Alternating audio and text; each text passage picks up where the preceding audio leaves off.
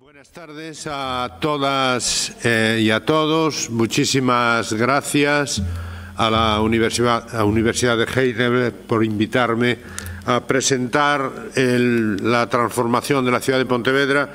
Como os podéis suponer, a mí me encanta hablar de mi ciudad y, por lo tanto, estoy encantado de estar aquí. Bien, tenemos...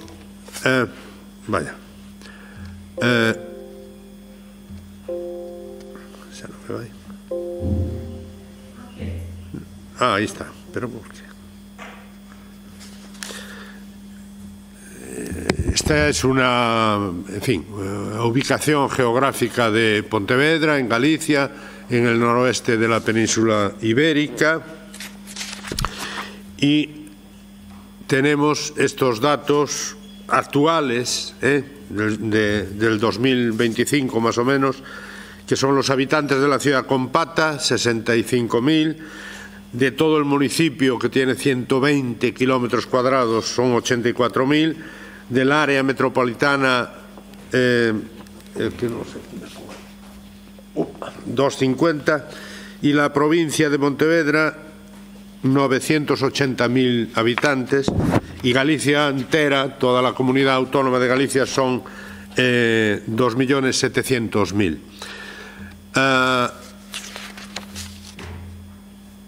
Quiero que veáis cómo era Pontevedra en el año 1999 y anteriores, obviamente, ¿no? Y era una ciudad así, llena de coches, en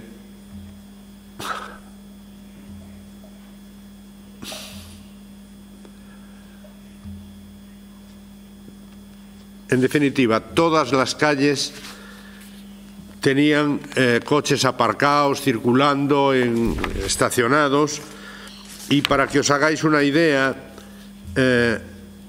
este almacén de coches por kilómetro cuadrado, la ciudad de Pontevedra tenía una densidad media diaria por kilómetro cuadrado que triplicaba la intensidad media del centro de Madrid y quintuplicaba la intensidad media del centro de Londres. O sea, no era una broma. Es una ciudad que en aquel momento tenía 3, no llegaba a 4 kilómetros cuadrados, y entraban entre 80.000 a 150.000 coches diarios que atascaban toda la ciudad. Por lo tanto, tomamos en el 99, la decisión de cambiar esta situación, ¿no? Accedimos al gobierno en el 99, obviamente habíamos estado en la oposición, que es en donde se aprende o donde se elaboran los modelos de ciudad, en la oposición, y elaboramos un proyecto durante 12 años en la oposición que iniciamos cuando entramos en el gobierno. Y para poder iniciar un cambio, hay 5 condiciones desde mi punto de vista. Primero, hay que pensar la ciudad, hay que conocer la ciudad en profundidad. En segundo lugar, ese conocimiento tiene que ir acompañado de un diálogo con la sociedad. Y también un apartado grande es que las grandes transformaciones urbanas no surgen por generación espontánea ni por casualidad, sino que hay que pensarlas muy bien pensadas.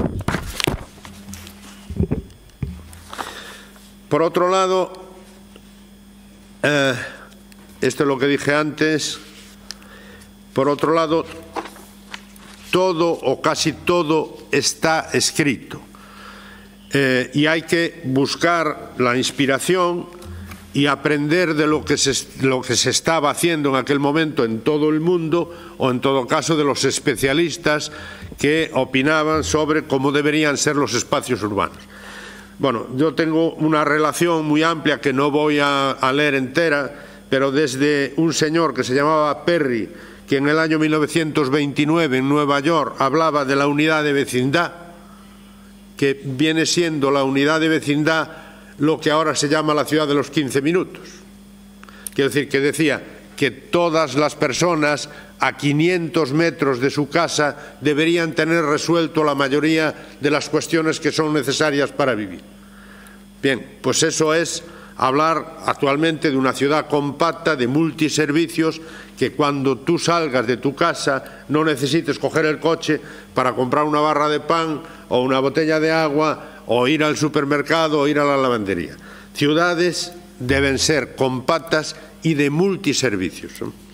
Y después estaba, bueno, pues desde Jane Jacobs, que fue la precursora y una referencia para todos de calidad urbana, o Yang El, que hablaba de la urbanización del espacio, humanización del espacio urbano. Yang El es del 71, un arquitecto danés.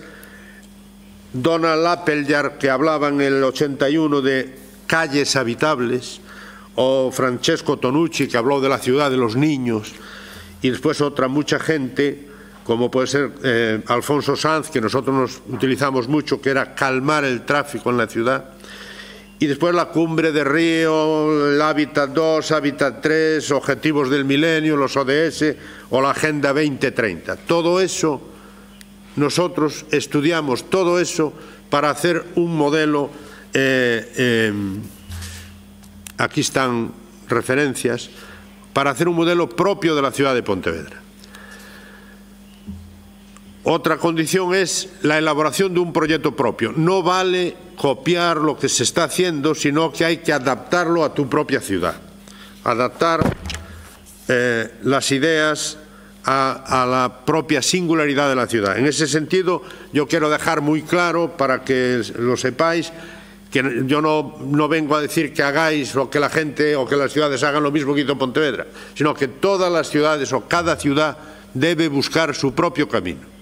Tiene que pensar seriamente qué quiere ser de mayor o qué quiere ser en el futuro y debe de elaborar un proyecto propio sin copiar acríticamente lo que se está haciendo. Y luego ya la última cuestión, que sería buscar el apoyo imprescindible, contar con apoyo social y luego refrendar el proyecto en las urnas. Hay que presentar un proyecto que la gente vota, y una vez que lo vota, pues lo normal es ejecutarlo, ¿no? No hace falta estar preguntando todos los días. Tú haces un proyecto, te votan y lo normal es que se ejecute con todo el diálogo del mundo, ¿no? En este sentido, la función más importante política es que hay que tener valentía política para ejecutar lo comprometido con el máximo diálogo y participación posible, ¿no? Lo que hay que tener en cuenta también siempre es que no se va a poder conseguir la unanimidad de todo el mundo. Cuando se toma una decisión hay que pensarla bien y tiene que beneficiar a la mayoría social, pero se sabe que no va a estar todo el mundo de acuerdo. Si voy a estar esperando a que todo el mundo esté de acuerdo, no hacemos nada y no avanzamos en la sociedad, ¿no? Es imposible conseguir la unanimidad. Bien, pasamos ahora a la transformación. Y la transformación se basó especialmente en un concepto que es la recuperación del espacio público de la ciudad, las calles y las plazas, para las personas, que son las que viven en la ciudad. Los coches no se relacionan unos con otros. Quienes se relacionan son las personas, y si no tenemos espacio público en el que estar, pues se acabó la convivencia en la sociedad, ¿no? Desde mi punto de vista, el espacio público es un derecho. El uso del espacio público es un derecho tan fundamental como la sanidad, la educación o los servicios sociales. Estamos hablando de que en el espacio público es donde se produce la accesibilidad universal, donde se relacionan las personas, donde se produce la autonomía de las personas. Si la ciudad está llena de coches, la gente no puede circular y por lo tanto pierden esa autonomía. También hay que pensar en la perspectiva de género, la equidad social y la cohesión social. Recuperación del espacio público para las personas. Aquí no hay espacio público, tienes que andar de lado porque no cabes, ¿no? Y hay una lección que está para nosotros bien, que está aprendida, que es que el tráfico no se mejora. No hay forma de mejorar el tráfico con medidas del propio tráfico. Y trato de explicarme. Perdón. ¿Cómo mejoras el tráfico en esta ciudad? Le añadimos otro carril más, 3 carriles más. O sea, cuantos más carriles pones, más tráfico aparece y es imposible de resolver. Se utilizaron distintas medidas a lo largo de los años, poner más carriles, obviamente, pasos elevados o subterráneos, matrículas pares e impares, unos días salen los pares, otro día los impares, que no funcionaron. Otra medida, la última, fue pagar por acceder a la ciudad.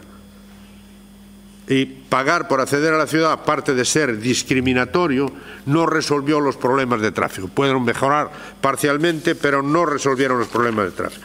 Por lo tanto, la solución, desde nuestro punto de vista y humildemente, es la reducción drástica del tráfico innecesario. Y este concepto de necesario o innecesario es absolutamente fundamental. Por lo tanto, reducción drástica del tráfico innecesario, y en este sentido hay 2 tráficos que son innecesarios. Uno es el tráfico de paso. El tráfico de paso es el que entra o cruza la ciudad pero no para en la ciudad. Es un tráfico estúpido. O sea, yo si tengo alternativas no tengo por qué cruzar la ciudad para ir de un lugar a otro. Por lo tanto, el tráfico de paso no debe entrar en la ciudad. Y luego podemos hablar en las preguntas de cómo se resuelve eso. Tráfico de agitación. El tráfico de agitación es ese tráfico de la gente que a partir de las 8 de la mañana está buscando aparcamiento en una ciudad que ya tiene todos los aparcamientos ocupados. Es el coche vamos a decir, color amarillo, que destaca mucho, que te sientas en la puerta de tu casa y ves pasar un coche de color amarillo cada 10 minutos, cada 20 minutos, 30 minutos, y vuelve a pasar y vuelve a pasar. ¿Qué hace ese señor? Pues está buscando un aparcamiento que no existe, está contaminando, está haciendo ruido y está haciendo el tonto, más o menos. Y luego el tráfico de destino, que ese es el tráfico que realmente debe circular. Yo tengo que ir al garaje de mi casa, tengo que poder ir al garaje de mi casa. Yo quiero salir de mi casa para ir a mi trabajo, que está fuera de la ciudad, y puedo ir. Yo necesito hacer una carga y descarga, un desplazamiento de las personas que están trabajando y que están llevando paquetes a las casas o a los comercios, etcétera, y tienen que poder circular.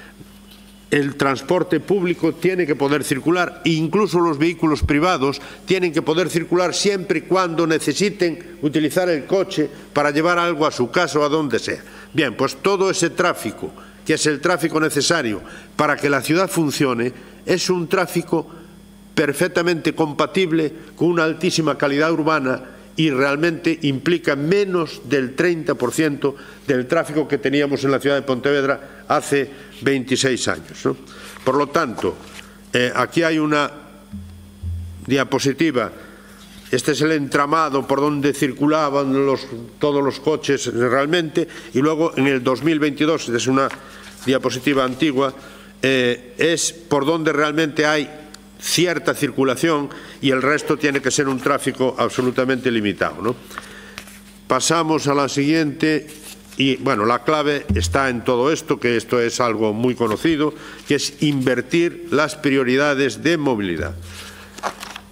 Antes el coche ocupaba todo el espacio público, el coche privado era el que estaba en la cúspide de la pirámide, el transporte público en segundo lugar, y los peatones, las personas con discapacidad o la movilidad en bicicleta o en otro tipo de movilidad que no sea motor, pues eran los últimos, ¿no?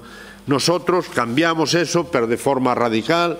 En primer lugar están las personas, y las personas más débiles antes que nada, luego la movilidad no a motor, de bicicleta o monopatín, luego el transporte público, luego las mercancías, los que están trabajando y, por último, el vehículo privado.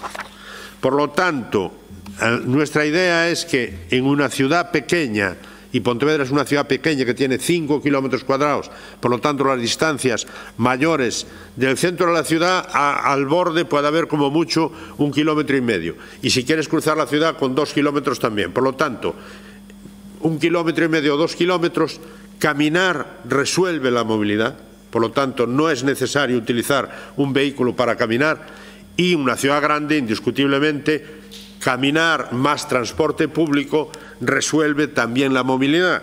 Y hay que entender, y yo tengo que explicarme claramente, el transporte público no tiene por qué llegar a la puerta de la casa de todos los ciudadanos. Tú puedes ir en transporte público y luego el último tramo, desde donde está la parada del transporte público hasta tu trabajo, hasta la tienda, lo que sea, puede ser 100 metros, 200, 300 o 500, que no pasa absolutamente nada. Por lo tanto, este fue el motivo por el que Pontevedra tuvo el primer premio europeo, que fue de una agencia que se llama Intermodes, que nos premió por la movilidad de base peatonal. De base peatonal. Yo no sabía quién era Intermodes ni qué premios habían dado, y pregunté, dije, ¿pero qué premio es este? No, este es premiamos la intermodalidad. Y dice, ¿cuál fue el premio anterior que dieron ustedes? Y dijo, fue a Londres. Dice, hombre, a Londres, y luego ahora nos dan a Pontevedra. Dice, ¿y por qué le dieron el premio? Por la movilidad de los Juegos Olímpicos de Londres. Y el siguiente año se lo dan a Pontevedra por promover la movilidad de base peatonal con una cosa que llamamos el metro minuto, que es la imitación de las líneas de metro, pero andando, para visibilizar que las distancias son menos de lo que creemos.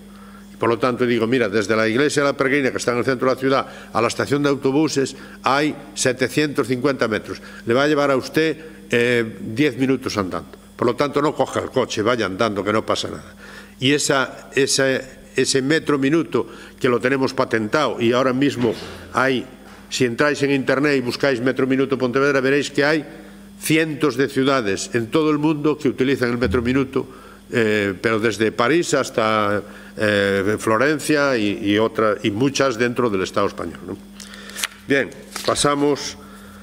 Obviamente, el espacio público, una vez que retiras los coches que están ocupando ese espacio público, en el caso de Pontevedra sacamos del 70% que estaban utilizando los vehículos a motor en la ciudad, pasamos al 25-30%, y para las personas pasamos al 70-75%.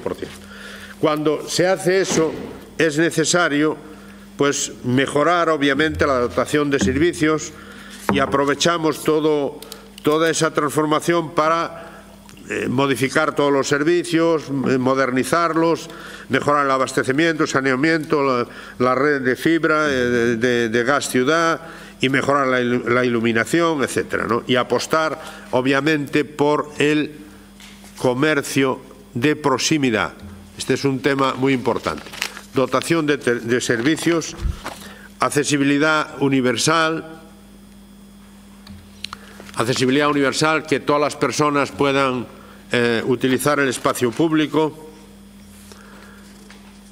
Mejoramos la iluminación es fundamental para muchas cosas. Mejoramos la iluminación, pero evitando la contaminación lumínica, evitando la luz intrusa, y adaptando, además estamos ahora trabajando en adaptar la iluminación al ritmo circadiano. Eso es un tema aún bastante, en fin, que no está muy introducido, pero se trata de que cuando va avanzando la noche, la intensidad de la luz bajar para adaptarla al ritmo circadiano del organismo, que necesita poca luz para dormirse, etc. Y la iluminación es también fundamental para la seguridad vial y para la seguridad ciudadana también, porque en zonas bien iluminadas existen menos problemas de seguridad ciudadana, ¿no? Vale. Una cosa que es muy importante también es incrementar los espacios verdes, por muchas razones, porque mejoran la calidad del aire, porque controlan la temperatura, porque aumenta la biodiversidad. Bueno, en estos últimos 26 años, en el Ayuntamiento de Pontevedra, en la ciudad y en todas las zonas periurbanos, plantamos más de 500.000 árboles de especies autóctonas de hoja caduca, que son las que deben ser los árboles urbanos. Por lo tanto, renaturalización de la ciudad. Y luego hay una parte muy importante que para mí es considerar que el tráfico, para mejorarlo hay que restringirlo, y en segundo lugar la seguridad y el calmado del tráfico. En Pontevedra somos ciudad 30, toda la ciudad 30 desde el año 2010, y da igual que sean calles peatonales, que sean calles de 4 carriles, de 5 carriles o de 3 carriles. Velocidad máxima 30 por hora. Y en el año 2019 pusimos velocidad 10 en todas las zonas de preferencia peatonal, como máximo. Eso es, bueno, probablemente fuéramos la primera ciudad europea con velocidad 30 en toda la ciudad, y de velocidad 19, o de velocidad 10 en el 19, pues también, ¿no? Y hay una parte muy importante que me gusta decir, y es que para conseguir esa velocidad 30 no vale con radares, no vale con señales, hay que tomar medidas físicas para garantizar que esa velocidad sea 30. Y eso lo conseguimos con medidas físicas y de este tipo que veis ahí. Velocidad 30 en toda la ciudad, que son los pasos de peatones elevados. Los pasos de peatones elevados, nosotros los llamamos pasos de peatones salvavidas, que además garantizan la accesibilidad universal, porque ponen al mismo nivel las dos aceras de la calle. Por lo tanto, los peatones cruzan al mismo nivel desde la acera hasta la otra acera, y son los coches los que tienen que invadir el espacio de los peatones.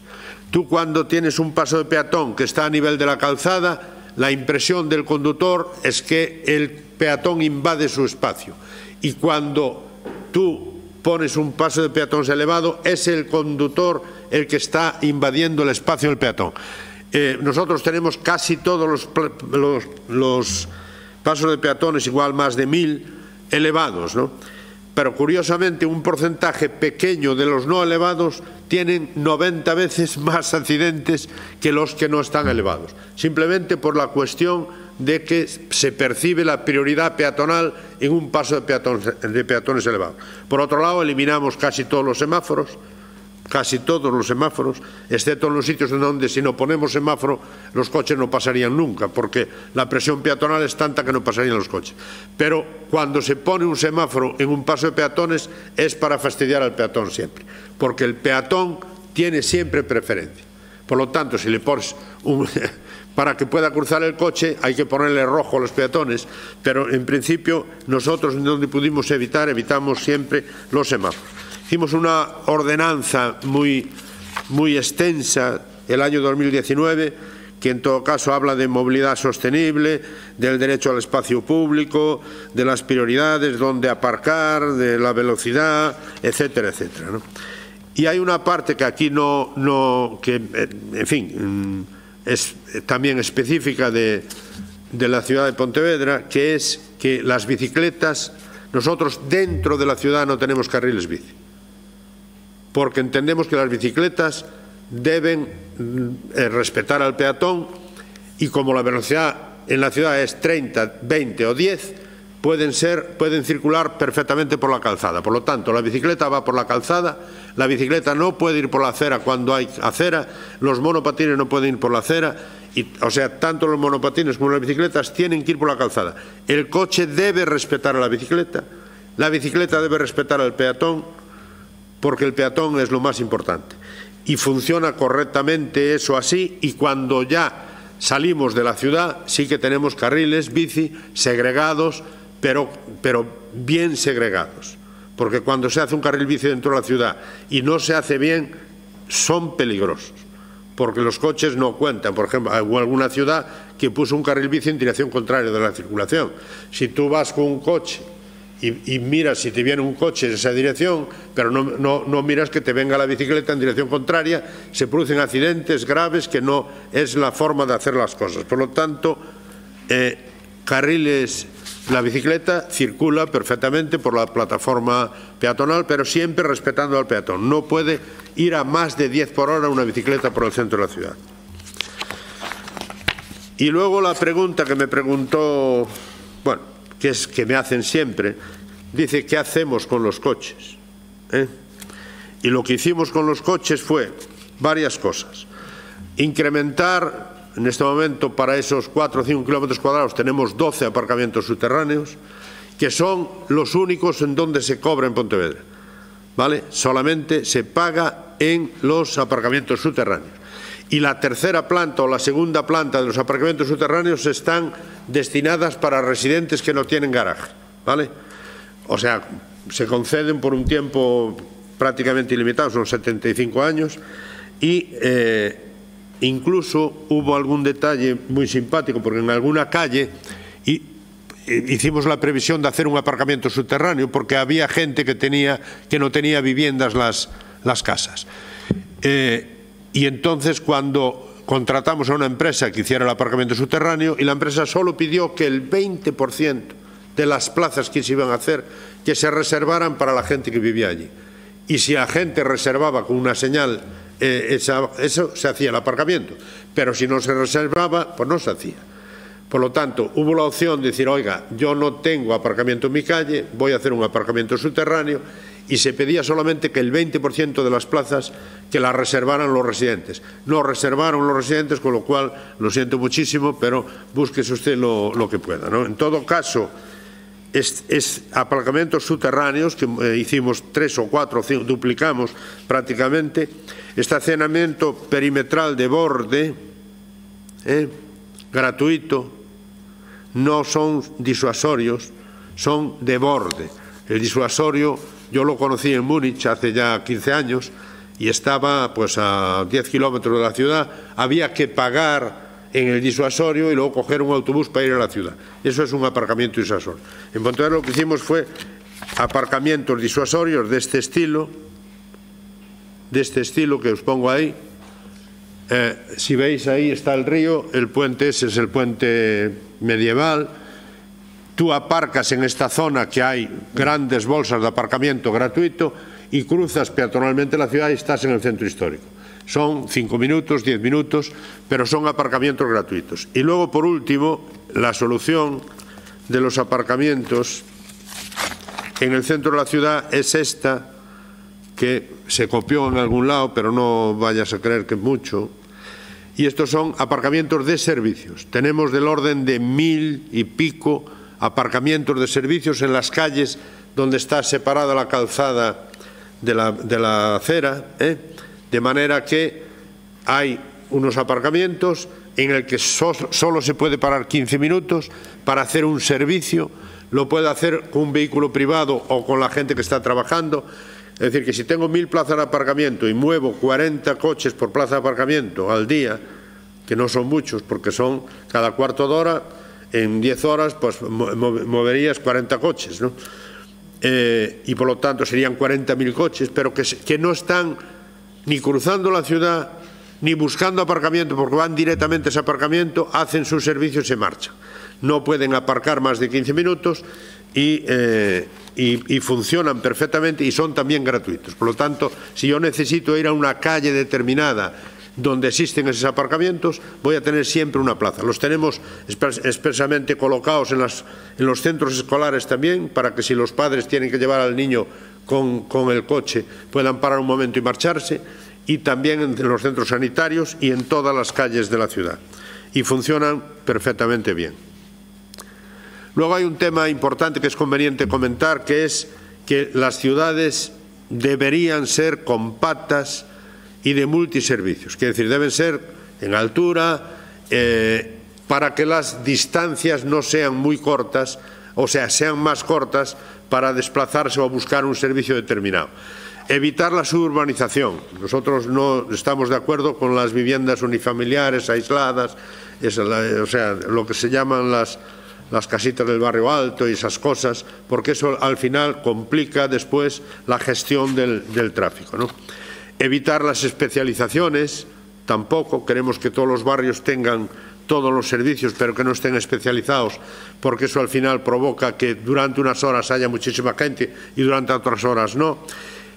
No promovemos áreas comerciales periféricas en la ciudad, porque eso implica también que necesites coger el coche para comprar la barra de pan, lo que comentábamos antes, y desde luego potenciar al máximo el comercio local, independientemente de que el comercio local, el comercio de proximidad está en crisis, pero no en Pontevedra no es por las áreas comerciales que no hay, sino por la venta online y por otras muchas cosas, ¿no? Pero de todas formas hay un comercio local importantísimo en la ciudad. Bien, esto es una imagen de una ciudad compacta, ya como veis el río, pero toda la ciudad está en esos 5-6 kilómetros cuadrados. Luego hay una parte que es muy importante, que es que una vez que quitas los coches de la ciudad, de las calles y de las plazas, hay que ocupar las calles y las plazas con gente y con actividades. Si tú tienes una plaza donde aparcaban 20 coches y ahora no hay nada en esa plaza, la gente no entiende que no le dejes aparcar su coche. Pero si tienes actos culturales, deportivos, festivos, terrazas, cosas de actividad, eso se entiende perfectamente y la ciudad es más dinámica y hace una ciudad en donde la gente está en el espacio público más activa y más festiva. Nosotros hacemos del orden de 1000 actividades anuales en el espacio público. 1000, o sea, del orden de 3, 4, hay días de más, diariamente. Esta es la imagen de la ciudad que antes estaba ocupada por coches. Hacemos eventos deportivos internacionales. Estamos ahora mismo, este mes que viene tendremos otra vez el Mundial Multisport de triatlón con más de 5.000 atletas, triatletas de todo el mundo que utilizan la ciudad para correr, el río para nadar y la bicicleta pues lo hacen por fuera, pero que es inevitable, pero que permite hacer actividades deportivas dentro de la ciudad, actividades festivas, ajedrez en la calle, bueno, terraceo,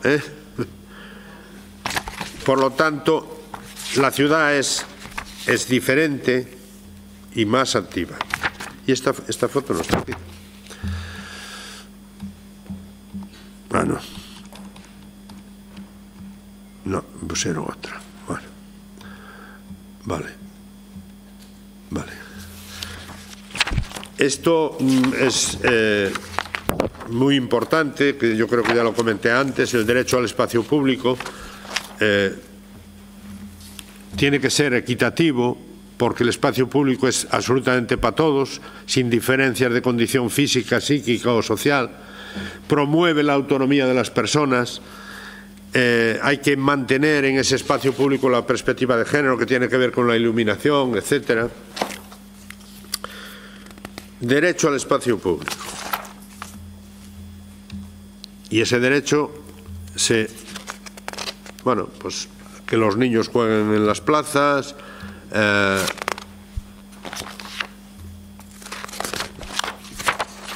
y resumiendo ya, Pontevedra es un proyecto integral que necesita de la coordinación de todas las áreas municipales. Y es una experiencia que no lo explico, no es peatonalizar una calle del centro histórico, no, es calmar el tráfico en toda la ciudad, mejorar la calidad de vida en toda la ciudad. Y es un proceso dinámico y modificable, siempre repensable. Nosotros siempre estamos dándole vueltas y adaptando, si las cosas no van bien, modificar para que mejore, ¿no? Y estar atentos siempre a las nuevas tendencias y a las nuevas experiencias. Hay un tema que sale siempre a colación en estos debates, es si peatonalizamos muchas calles y el centro está mejor que el barrio, Ahí, ¿qué pasa? Que se encarecen los pisos en el centro, que aparece la gentrificación, una cosa se llama gentrificación. Nosotros la forma que tenemos de evitar la gentrificación es darle la calidad de vida a todos los barrios igual. Yo no necesito vivir en el centro de la ciudad para tener buena calidad de vida. Vivo en un barrio periférico que también la tiene. Es una forma de evitar que se encarezcan o que se expulse a la gente de determinadas zonas de la ciudad. Por lo tanto, luego hablamos un poco de los resultados. Los resultados de este proceso de 20 y tantos años. Bueno, estos son unos datos globales que pueden valer perfectamente. Lo que es el centro histórico, el Cogollo, centro histórico y ensanche de 1800, la reducción fue del 97% del tráfico en esa zona.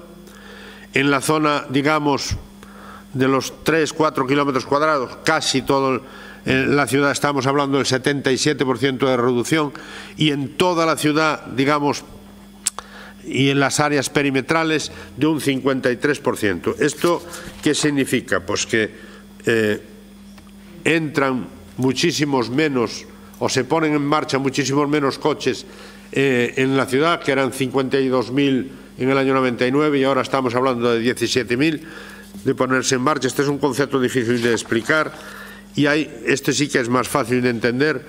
Mira, este es un cuadro de los muertos por accidente de tráfico en Pontevedra. Desde el año 97 hasta el año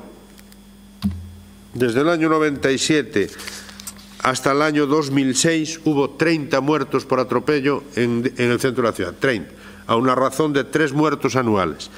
Desde el año 2007 al 2017 hubo 3 muertos, o sea, un 90% menos. Pero esos 3 muertos fueron en el 2007, 2008, 2009 y 2010. En el 2011 murió la última persona por atropello en la ciudad.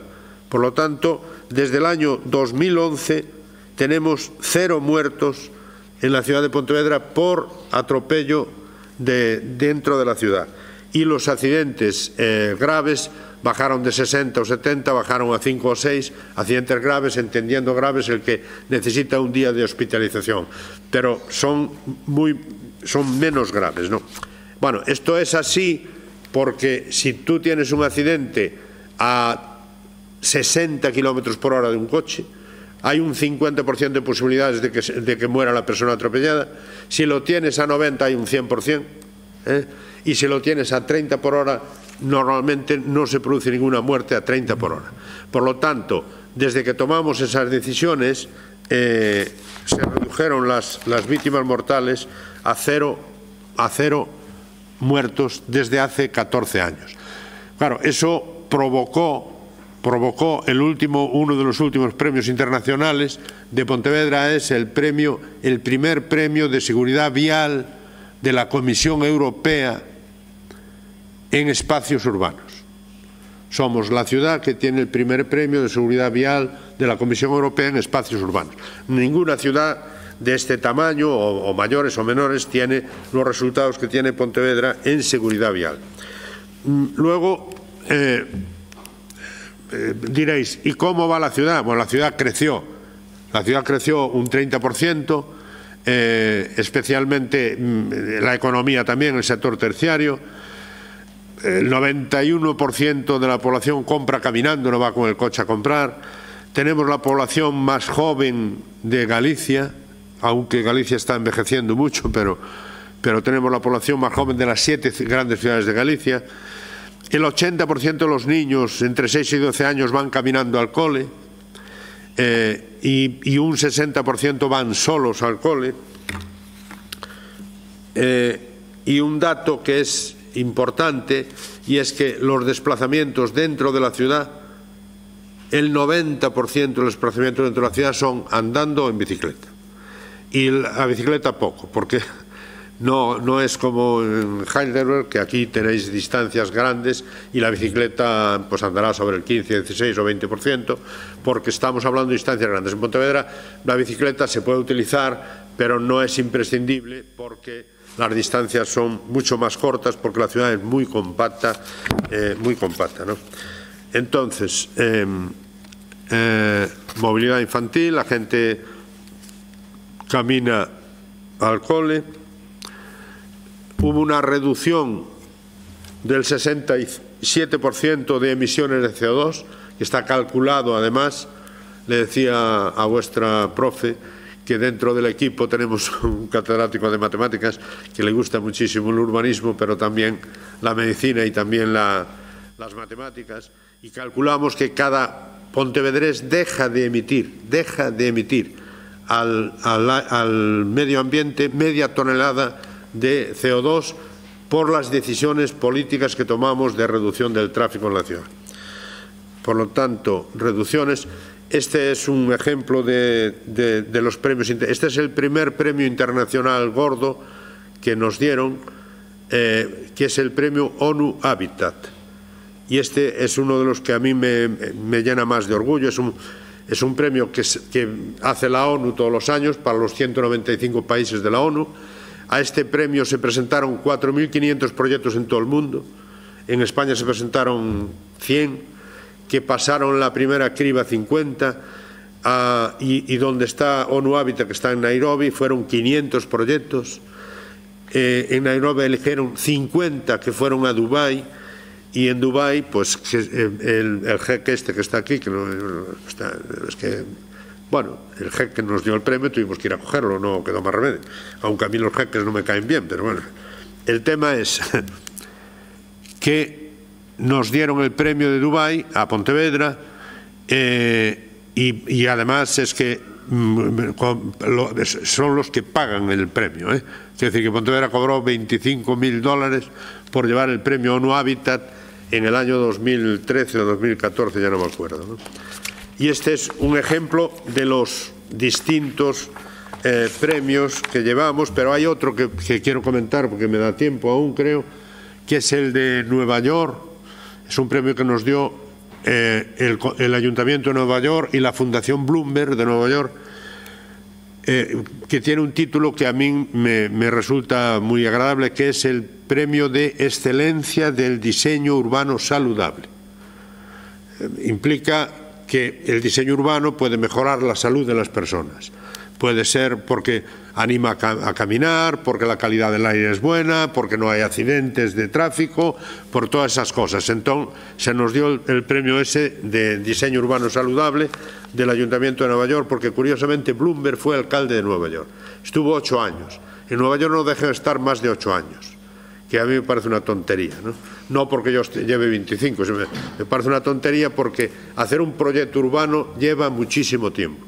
Entonces, él, cuando se dejó de ser alcalde de Nueva York, estaba preocupado por la salud pública de la gente, especialmente por la obesidad infantil, porque los niños van en coche a todos lados, porque no podían, no caminan, no tienen mala alimentación, y entonces hizo un centro que se llama Centro para el Diseño Urbano Saludable, y este Centro para el Diseño Urbano Saludable, de su fundación más del Ayuntamiento de Nueva York, fue el que estableció estos premios.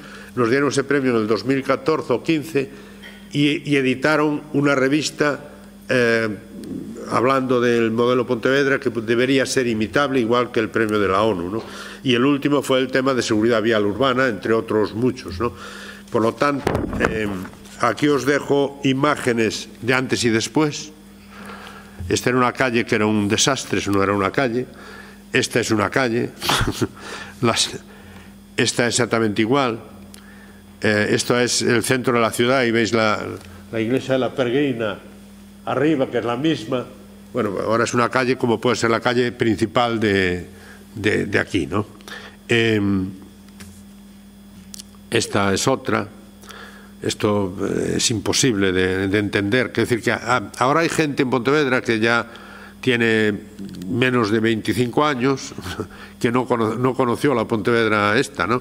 Aquí tenemos una vecina que creo que no la conoció. No sabía que Pontevedra era así, pero es así. Esta es otra. Esta es otra. Y había una que no está aquí. Mira, esta es la del... Este es el ayuntamiento, luego veréis la imagen esta. Y aquí había una farola que hacía como de rotonda. Bueno, pues por delante del ayuntamiento pasaban 26.000 coches al día. 26.000.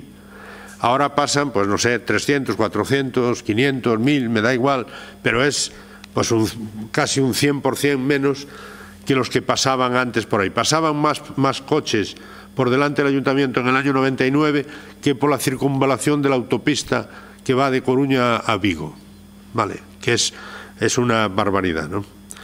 Entonces, yo siempre termino las charlas así, con unas ideas que son que las decisiones políticas, porque esto son todo decisiones políticas, es decir, que los alcaldes y las alcaldesas en el Estado español y en la península ibérica y en la mayoría de los países europeos tienen capacidad de decisión sobre el tráfico en la ciudad. Si no se toman decisiones restringiendo el tráfico y bajando la velocidad de las calles es porque no les da la gana, ¿vale? Entonces, dicho esto, cuando se mejora la calidad urbana de la ciudad, bueno, los ciudadanos lo perciben como algo bueno, y generan beneficios sociales perceptibles para todas las personas. No es que estés, oiga, pues yo, hombre, le estoy tocando las narices, no sé si tiene traducción le estoy tocando las narices a un señor que quiere ir con el coche a todos los sitios, a ese le estoy tocando las narices, pero a los otros 100 que van andando tranquilamente, que sin que un coche le pite en la oreja ni le pise el callo, pues me entiende perfectamente que es mucho mejor lo otro, ¿no? Y estas actuaciones no son más caras, porque cuando se hace algo, un proyecto elaborado, bien elaborado, no hay que andar una concejalía corrigiendo lo que hizo el otro porque puso una barrera arquitectónica. No, estamos todos pensando lo mismo. Recuperar el espacio público con accesibilidad universal, con que el espacio público es un sitio donde se produce la cohesión social, donde nos conocemos todos, es una infraestructura social básica, absolutamente básica, ¿no? Bueno, no son más caras, esto no lo quería poner, no son más caras, y luego ya cuando hay algún alcalde que me pregunta, le digo, y aparte incluso son rentables electoralmente. Vamos, yo me presenté durante 26 años, nunca saqué mayoría absoluta, pero siempre saqué votos suficientes para seguir transformando la ciudad. Y por lo tanto miedo a que no te voten ninguno, porque la gente valora positivamente que se hagan actuaciones urbanas que mejoren la calidad urbana. Y creo que tengo alguna foto más. Esta foto, por ejemplo, esta es de una calle, esta es una obra que hice en el 2002-2003, o sea, hace ya más de 20 años. Se inauguró esta fuente en una plaza y en una calle que era la que tenía más tráfico de toda la ciudad. Tenía 28.000 vehículos al día, cruzaban toda la ciudad. Formaba parte de una carretera nacional que se llama la Nacional 550, que va desde Coruña, del norte de Galicia, hacia Portugal, hacia Vigo y hacia Portugal. Y por aquí pasaban 28.000 coches. Y decidimos cortar el tráfico directamente y plantamos una huerta urbana en el centro de bueno, aquí está la fuente y un poco más aquí estaba la huerta urbana. Y no pasó nada. Hoy no estuve. No estuve. Bueno, hablé con algún alcalde hace unos días y me decía, ¿y qué se hace con los... O sea, ¿qué hacemos con los coches que pasaban por ahí, 28.000? Y dije, pues los coches, hay un señor, y ya no sé si lo dije antes ya, que cuando se corta el tráfico en una calle, la gente o no saca el coche de casa o busca otra alternativa, y está perfectamente definido en la bibliografía. Disappearing traffic, desaparece. Y aquí desapareció y se llenó la plaza de gente inaugurando esta fuente, que es una referencia en la ciudad, ¿no? Y antes ahí había un almacén de coches pitando y contaminando, ¿vale? Bueno, pues yo creo que con esto, muchas gracias. a todos y quedo a vuestra disposición por si hay alguna pregunta. Gracias, abogado.